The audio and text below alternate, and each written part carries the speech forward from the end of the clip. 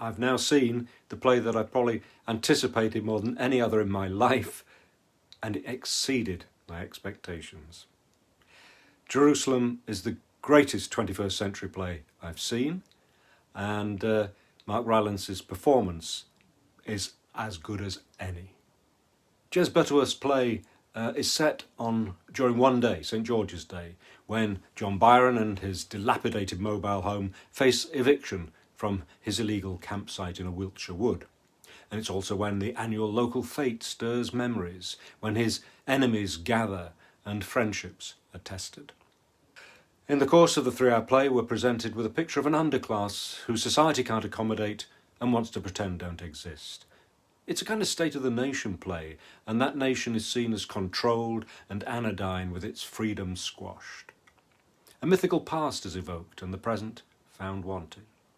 It helps that Mark Rylance's character is a complex mixture of light and dark, mischief and malevolence, but Mark Rylance so thoroughly inhabits the role, physically as well as verbally, that you forget he's acting. I give Jerusalem 5 stars, but it's actually in a class of its own. If you haven't seen it, do everything you can to get a ticket. That's the 1-minute review. Keep watching and I'll tell you what it was like to experience Jerusalem and Mark Rylance from beginning to end, but be warned, there are a lot of spoilers. Before the curtain even goes up, we are given hints as to what to expect, and what we can expect is going to be complex. The curtain is a huge St George cross, faded and, of course, full of contradictory associations. It may be the England flag, but it's so often associated with a kind of xenophobic Little Englander that we're bound to wonder what's in store. Especially if we consider, and we are reminded later, that St George never even set foot in England. And who believes in dragons anyway, outside of Game of Thrones? Although it's set during St George's Day, it's not looking back to Shakespeare, whose birthday is traditionally celebrated on that day, or indeed to the poet Byron, who shares his name with the main protagonist. And it's certainly not about the past colonialists and industrialists who made this nation rich.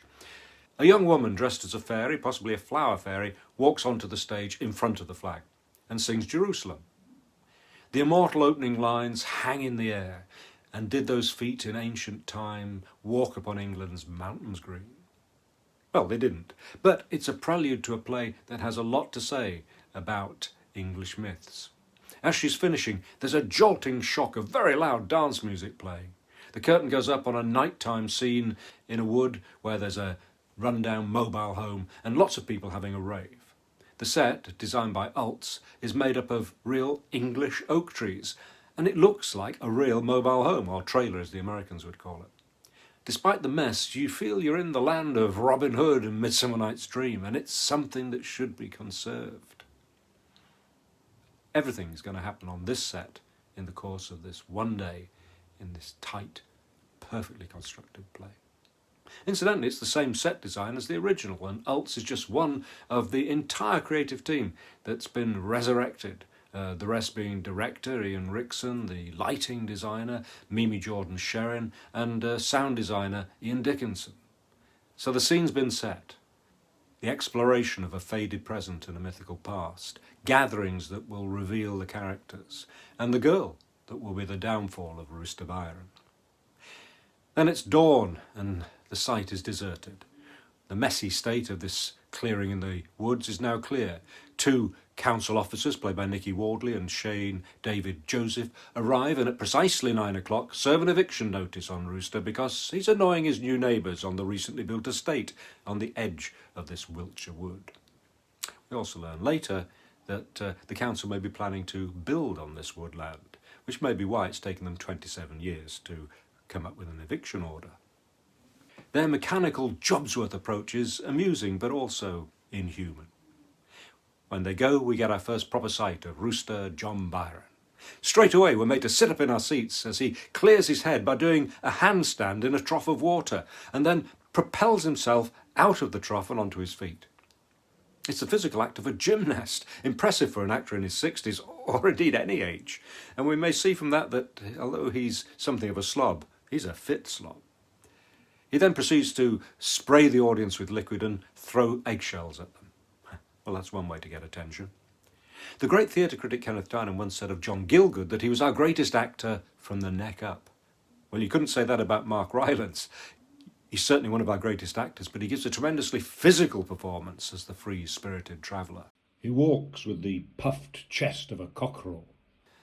Is that why he got his nickname? But he has a limp, and we find out later that he was injured when pursuing a career, if that's the right word, as a daredevil motorcycle rider. This previous near-fatal job is indicative of one aspect of his character, that he's brave to the point of foolhardiness. And his character is why we admire him despite ourselves, because he's not only brave, but he's true to himself. He could certainly move, but he defiantly refuses. He'll not conform to society's norms and expectations. We wouldn't want him as our neighbour with his drug-dealing, loud parties and entertaining teenagers. But while his backyard is on that theatre stage, we're on his side. The other characters we meet only underline his character. The people who gather round him are society's misfits and rejects. Now, Rooster may be both of these things, but he actively chooses his life. He's a rebel in an age of conformity. Part of his group are people he's known all his life, and it's a magical element of this show that all the actors of those roles in the original production are back. It's as if Mark Rylance has said, I'm getting the band back together for one more gig. MacKenzie Crook is Ginger, the person closest to Rooster. He's an unemployed plasterer and would-be DJ. He's literal-minded, lacks imagination, but he does have a sense of humour, and he seems to live for his time with Rooster.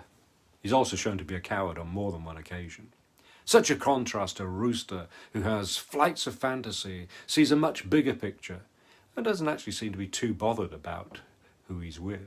MacKenzie Crook is a joy to watch as he displays the limits of his brain on his face. He's a lost soul, and he looks it. When he first arrives, he's full of excitement about the annual Flintock Fair. The fair runs as a motif throughout the play, and he loves it because it's part of tradition. But like so much else, it's a faded replica of what it once was. Ginger tells us, when I was a boy, there was this big farmer and you paid 10 pence to take a run up and hoof him in the bollocks. What have they got now, he asks. Throw a sponge at the lady vicar, is the response. We also learn that Johnny's Daredevil Rider act used to be the highlight of the show until he had his accident and health and safety stepped in to end his career. The fair can often be heard in the background. Ginger's annoyed at missing the previous night's party, but Rooster tries to tell him there was no party and launches into the first of many tall stories that show he has imagination and the gift of the gab. He was, he says, visited by the Spice Girls for a night of debauchery. And just to say here that Mark Rylance is as good a verbal as physical actor, the voice he employs is that of someone stoned, slightly deliberate, slightly hesitant, and very slightly slurred. Alan David is again the professor, another misfit, and struck, it seems, with dementia. He has knowledge but can't apply it. Gerard Horan is Wesley, the pub landlord who publicly bans Rooster for his outrageous activities, but is actually an old acquaintance. He does what he has to do, but lets his wife Sue run the pub. He's been forced by the brewery to dress up as a Morris man for the annual fair. But as the day goes on, he becomes wasted and his white outfit stained and dirty. He reminisces with Rooster about their days as young men, boys actually, getting their first experience of sex. His life now is clearly much less free. Rooster, on the other hand, never seems to long for the fast because it's inside him and he feels free. He observes the others with a wry smile and occasional exasperation. Young people are also attracted to John's campsite. Lee, played by Jack Riddiford with a ready smile, is fed up with his life in Flintock and intends to leave for Australia the next day, but he actually has no plan beyond that.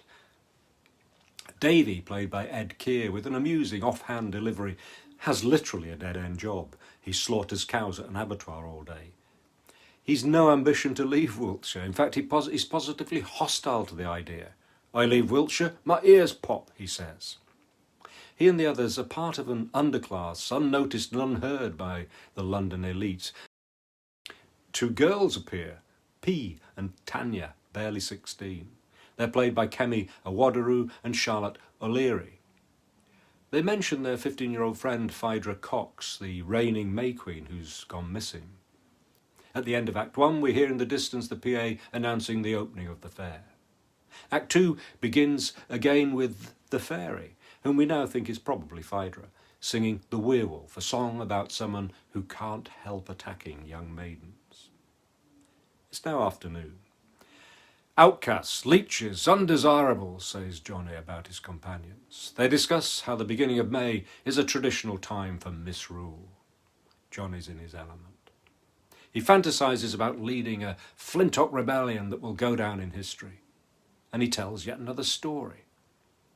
While the others have vague recollections of a better, more interesting England in both recent and ancient times, Johnny, the traveller, seems to be the only one who recognises the power of the myth, and he goes about creating some of his own.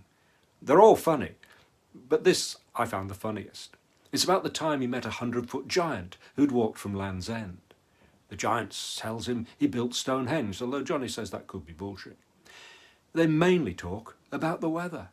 And then there's a hilarious moment when Johnny puts his disposable lighter onto the ground to represent himself and then takes on the role of the giant, leaning down and stroking him. The giant gives Johnny a drum, which was his earring, and says he can use it to summon the giants. Ginger takes him up on this, asking why BBC Points West didn't report a giant striding across their patch. And this leads to a lament about the way Points West has expanded its region so much it's no longer local. Davy thinks they might have missed the story because they've so much to report. He tells how he was upset by a story about an old lady being kicked to death before I realise it's some old biddy from Wales.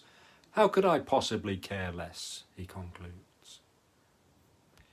And this is what happens throughout Jez Butterworth's play. He gives little examples and hints about the way things are not how they used to be, and asks the question whether we want to exchange freedom of speech and action for an obedient society. The anonymous estate versus the individual, supermarket products versus the wild garlic in the wood, surely a metaphor for Rooster, a homogeneous nation versus a tribal one, conformity versus the free spirit, safety versus risk, rootlessness against Rooster's rare bloodline. The complexity of the content and of Rooster himself is what makes this play so great. The English past is again and again shown as a myth, but do the myths sustain the English or hold us back? Ginger sceptically asks, "Where is the drum?" "You're sitting on it," says Johnny. And sure enough, under a cloth is an ornate drum. So the drum, which will feature at the end, is cleverly and humorously introduced. We're halfway through the play now, and it's time to meet Johnny's ex-partner Dawn and his son. The boy's clearly uncertain about this strange man who's supposed to be taking him to the fair, but now can't because of the pressing matter of the eviction.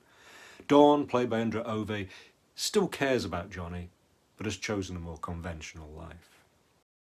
The act ends with the arrival of Troy looking for his stepdaughter, Phaedra.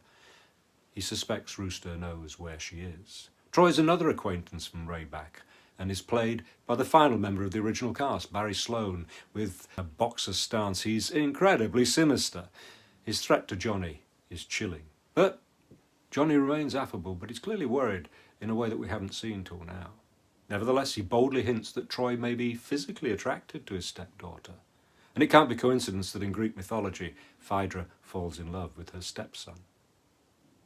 After Troy leaves, the professor tells the tale of St. George. But is the dragon the authorities, and perhaps nasty people like Troy, with Johnny as St. George? Or is the dragon Johnny, whom the authorities and Troy want to finish? Myths can work in many ways.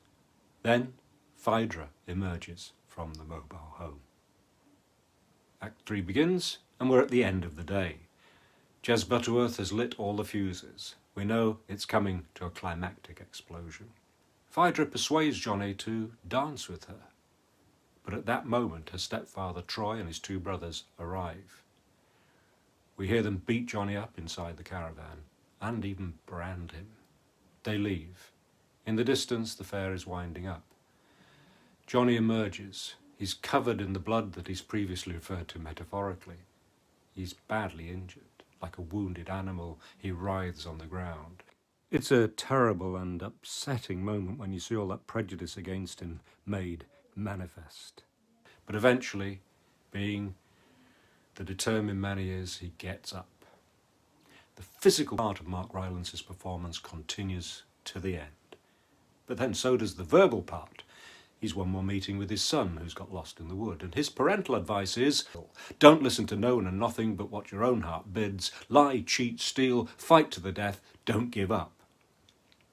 He may be a bad influence, he may be deluded, but he does believe in himself and the link between past, present and future, and that the fight for his freedom is worth it, which is why, in the end, we care for this man. Finally, Johnny is alone. The script notes that a Spitfire flies overhead, our finest hour, when our outnumbered Air Force took on the might of the Germans and beat them. He splashes petrol all over his home. He's going to set light to it. He evokes the Byron blood. He calls out the names of his forefathers. He curses his enemies. He beats the drum. He summons the legendary giants of a mythical past. Perhaps he himself will become a mythical giant in the folk memories of future generations of ordinary people with disappointing lives. And of course, Mark Rylance's performance is gigantic and already the stuff of theatrical legend. I give this perfect production 5 stars. I hope you enjoyed this review and will want to subscribe so that you can be the first to hear about future reviews. And please, like, comment. You can read my reviews at oneminutetheattereviews.co.uk and you can follow me on Twitter, Instagram and Facebook. Thank you for watching.